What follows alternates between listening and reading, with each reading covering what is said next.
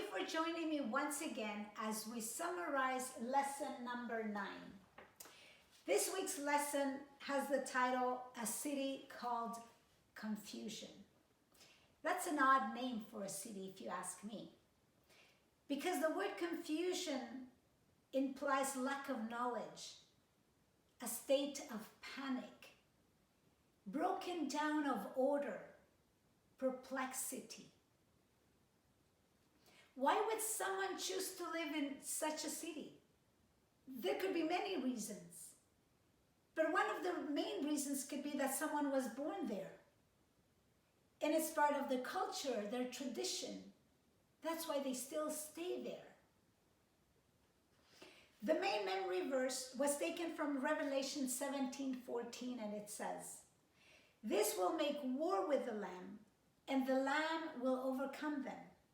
For he is Lord of lords and King of kings. And those that are with him are called, chosen, and faithful."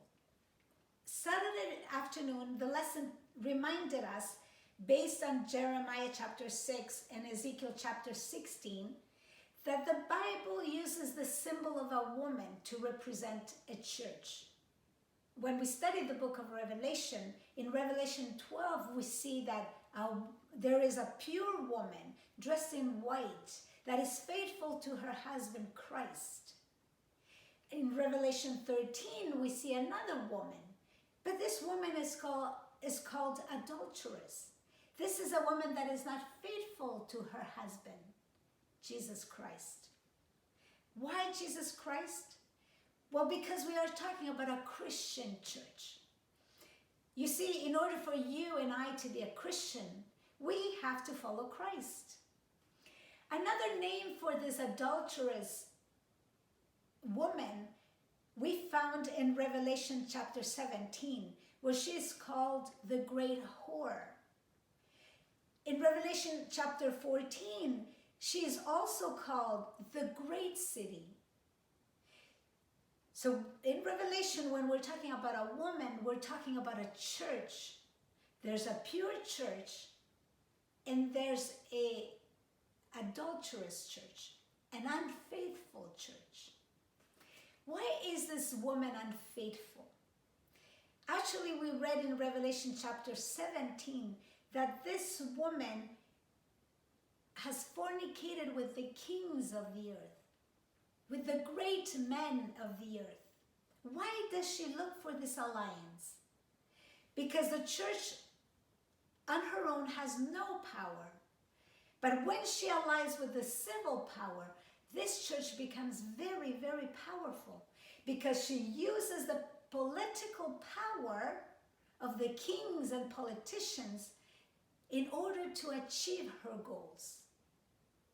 Revelation 17 also calls this adulterous woman mother of harlots. That means that this mother church has other daughters, other churches that follow her philosophy, her doctrine, her teaching. What are some of the traits that we learned this lesson, and how to recognize who this adulterous woman is, or this great city, Babylon the Great? We found in Revelation 17 that this woman wears purple and gold.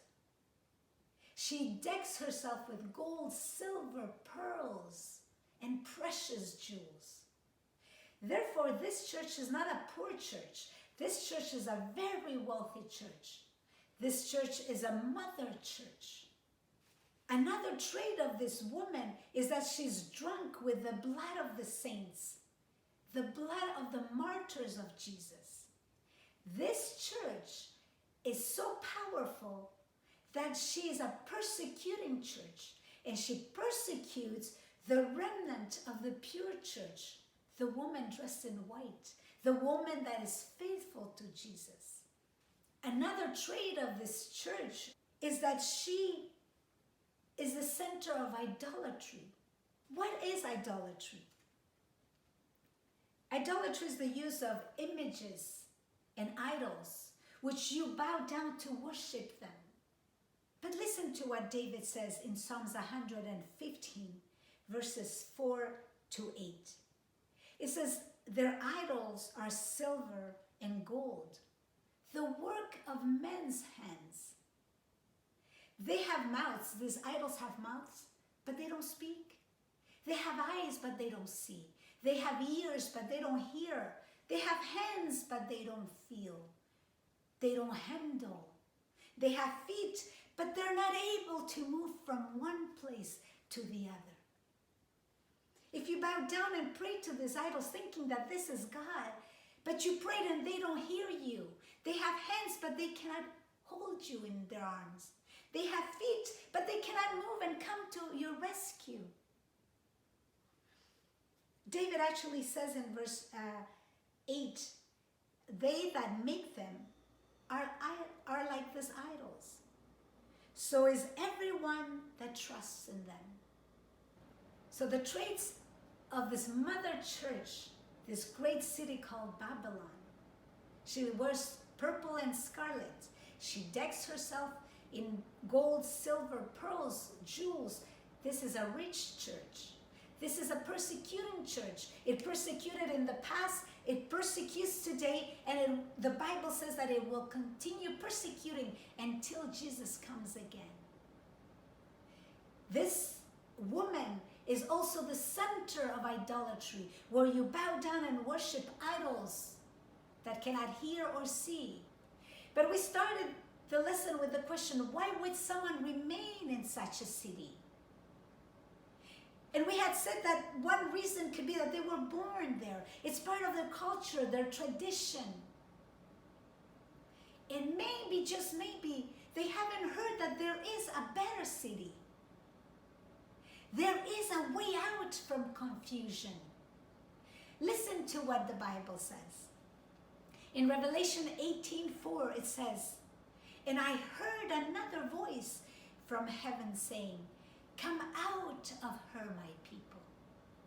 You see, God sees that most of us are in this city of confusion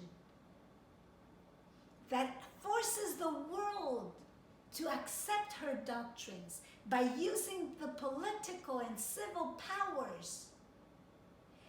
This church persecutes whoever refuses to obey her. And God says, come out of her. Come out of her, my people, so that you are not partakers of her sin. Sin is the transgression of the law. Romans says that the wages of sin is death. And if you come out, you will not suffer the 7 last plagues that she will suffer. But Jesus says, come out of her.